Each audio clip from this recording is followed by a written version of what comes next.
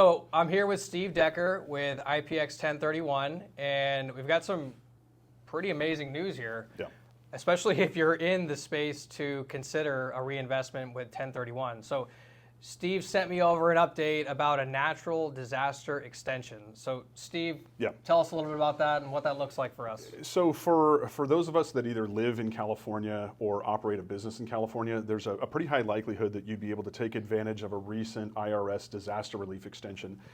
Historically, the IRS doesn't really issue many of these extensions. Usually they're for things like earthquakes, fires, floods, tornadoes, hurricanes, acts of terrorism. We had one for COVID, right? It was only for a couple months though, right? It was for about 3 months in the year 2020, and then that expired. But what this recent one was, it was due to the heavy rainfall and snowfall that we had in the months of December and January here in the state of California.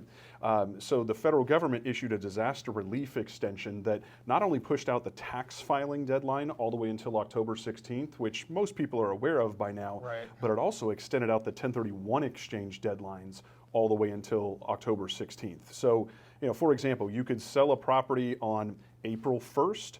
Typically, if you sell on April 1st, you've only got 45 days from that point to identify property, which will take you till about the middle of May, right? But with this extension, it actually pushes out your identification period all the way to October 16th. So instead of having to sweat out, the next 6 weeks shopping all over town with Nick, I can now take my time. He can show me properties. We can do due diligence and really find that good, suitable replacement property. This is really an unprecedented extension length. And normally one of the biggest objections people have or reasons they don't want to do a 1031 exchange is because there's not enough time to find a replacement property. So that's right. This is in essence taking that off the table and said, you now have supercharged your time period from 45 days to 4.5+ months to find the right target. That's huge. It's almost like the government is enticing you to list and sell your property at this point to help stimulate the real estate economy. So yeah, this is going to be of huge benefit to those of you that are buying and selling if you're a resident of California or you operate your business here in California. So you can absolutely take advantage of that.